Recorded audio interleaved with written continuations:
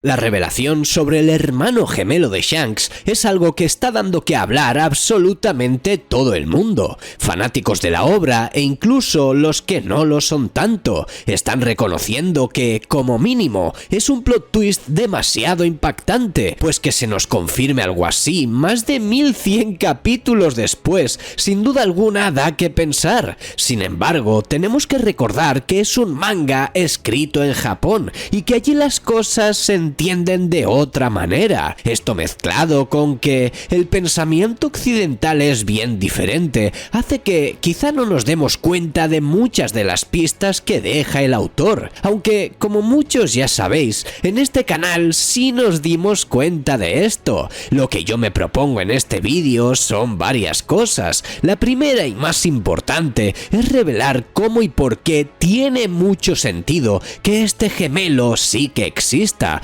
Porque sí, no es un clon, no es alguien que se parezca, es de verdad su hermano gemelo. Y también vamos a ver cómo se va a desenvolver la trama gracias a esta revelación y qué función tiene cada uno de estos personajes. Así que si quieres saber todo esto y mucho más, quédate porque voy a explicártelo todo ahora. Pero antes, rápidamente te invito a que te suscribas al canal y actives la campanita en todas para no perderte contenido. Esto que veis es mi trabajo y eso me ayudaría muchísimo y te lo agradecería de corazón. Como os he dicho al principio del vídeo, lo primero que os quiero demostrar es que esto tiene más sentido de lo que parece. Sabemos que Shanks es un Figarland. Esto se nos confirma en la película One Piece Film Red, cuando los Gorosei, al escuchar que Uta era hija de Shanks, significaba que ella era una Figarland. Sabemos de sobra que las películas no son canon, pero este tipo de confirmaciones sobre personajes importantes de la serie sí que lo son. Los largometrajes de One Piece son revisados por el mangaka, e incluso cuando la película se iba a estrenar, Oda dibujó en el manga la sombra de Uta para promocionarla, lo que significa, obviamente, que este tipo de información es oficial, ya que Oda le dio el visto bueno a todo eso, y en el volumen 4 billones también nos lo confirman. Esto ya significan muchísimas cosas, ya que vimos que uno de los caballeros sagrados se apellidaba así. Los caballeros sagrados, aunque su función principal es la de defender al gobierno, obviamente, son considerados también Tenryubito, esa gente de clase alta que desprecia a los demás por no ser de sangre real, por lo que el pelirrojo es uno de ellos, pero uno repudiado o abandonado, porque sí, su propio padre, quien podría ser precisamente Figarland Garling, se encargó personalmente de que este niño desapareciera, pero gracias a su madre no lo logró. La batalla de God Valley fue un acontecimiento muy importante en el mundo de One Piece, uno donde se vieron involucrados los piratas Rocks, el gobierno, Garp y los piratas de Roger. En este magno evento, momentos antes de la batalla final, había un juego donde los caballeros sagrados estaban involucrados, o al menos uno de ellos. Estos tenían que dar caza a los esclavos en una competición y acabar con todos los que pudieran. Casualmente, en ese mismo momento, llegaron los Piratas Rocks, una de las bandas más poderosas de la época. Sin embargo, también coincidió con la llegada de Roger a la isla y la estancia de Garp allí también. Y ya sabéis todo lo que sucedió. Estos dos personajes tuvieron que ocuparse de ellos y aliarse. Una vergüenza incluso para el propio gobierno. No sabemos qué participación tuvieron los caballeros divinos en esa batalla exactamente,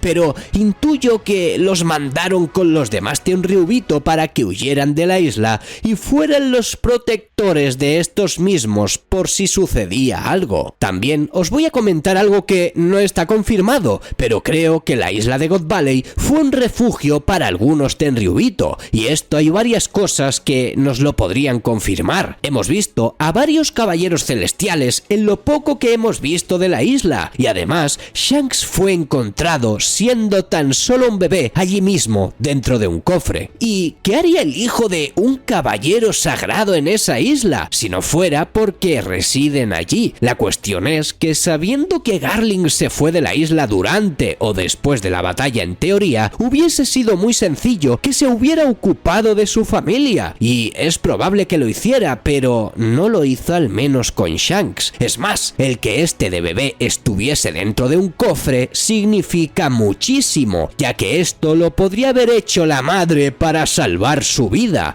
metiéndolo en un cofre para que los piratas lo confundieran con un tesoro y se lo llevaran con ellos, un tesoro real para su madre biológica que quiso salvar a su segundo hijo. ¿Por qué digo segundo hijo? Bueno, con la reciente revelación del hermano gemelo de Shanks, podemos decirlo así. Esta historia podría estar muy relacionada con la película La Máscara de Hierro, donde había un rey del país y un hombre encarcelado con una máscara puesta. Cuando lo rescataron, se dieron cuenta de que este era idéntico al rey del país y que era su hermano gemelo, pero solo el primogénito tenía derecho a estar en el trono. Además, en One Piece ya hemos tenido alguna que otra referencia de esta película, y hablo de cuando vimos que Vince McGeoch encerró a Sanji. No es algo loco pensar que los Figarland tengan este pensamiento y que solo uno de sus hijos pueda sobrevivir, es decir, el primero. Este tipo de pensamientos puede sonar raro para algunos, pero en tradiciones monárquicas antiguas esto era muy así. Si bien no acababan con la vida de sus hijos en un principio, los llevaban al extremo de tratarlos muy mal e incluso de encerrarlos y dejarlos prácticamente eso, que se fueran ellos mismos de este mundo. Este es el primer punto y más importante para saber que Oda fue dejando pistas sobre este gemelo de aquí, pero es que no solo es eso, es la aparición de este Shanks delante de los Gorosei sin mostrar su cicatriz. En el capítulo 434 del manga de One Piece, cuando Shanks y Barba Blanca se encuentran, este le dice al pelirrojo que cada vez que lo veía, la herida le dolía, por lo que es muy probable que esa herida que está mencionando Shirohige se la hiciera su gemelo.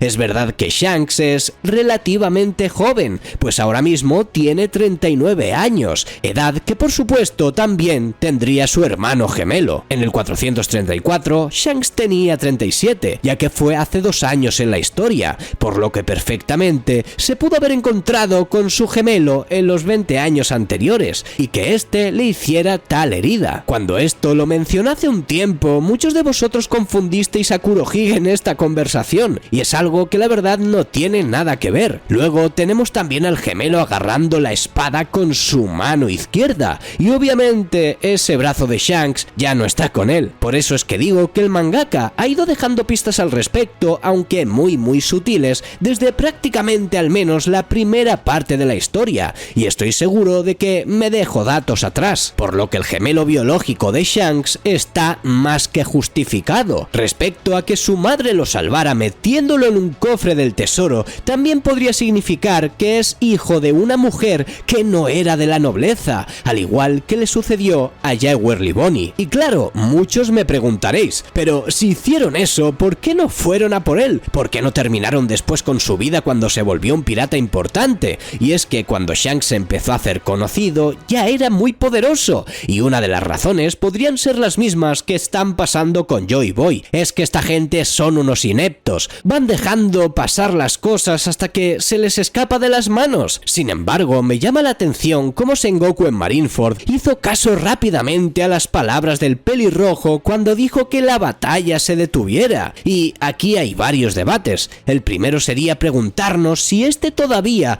conserva su puesto de Tenryubito, pero esto sería contradecido por la historia de Doflamingo, cuando su padre desertó. Aunque es cierto que no hemos visto a Doffy dándole órdenes a alguien del gobierno, dudo muchísimo que le hicieran algún tipo de caso, por lo que Sengoku probablemente paró la batalla simplemente porque no quería continuar con una guerra que ya no tenía sentido, después de haber terminado con la vida del prisionero principal. La función de su gemelo la sabemos de sobra, y es la de trabajar por y para el gobierno, un dragón celestial que tiene sus privilegios, pero que a la vez está bajo las órdenes directas de los más altos cargos de esta organización, y seguramente estemos hablando de uno de los peleadores más poderosos que existen en este mundo. No tiene más, es el gemelo que sobrevivió, o mejor dicho, que se quedó con la nobleza, y que se tiene que ocupar de proteger a los suyos. Y Shanks, bueno, fue criado por Roger, y aunque es cierto que a veces hace movimientos un poco raros,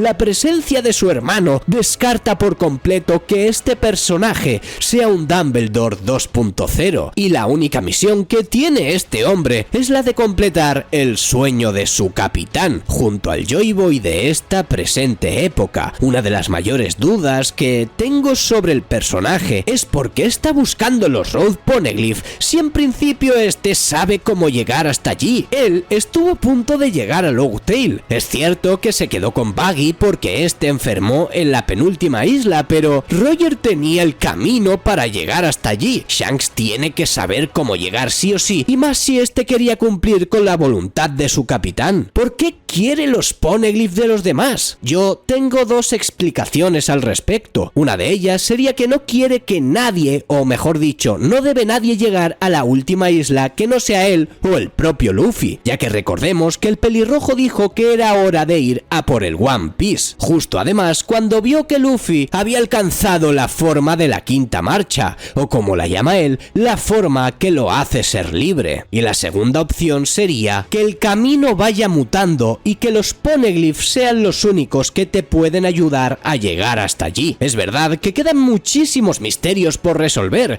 pero cada vez estamos más cerca de dar en el clavo y de enterarnos de absolutamente todos los resquicios que va dejando el mangaka sobre esta gran historia llamada One Piece. Y bueno, Nakama, hasta aquí llegaría el vídeo de hoy. Te dejo dos vídeos que te van a interesar, así que no dudes en echarles un ojo. Recuerda suscribirte, compartir y comentar. Un saludo y hasta la próxima.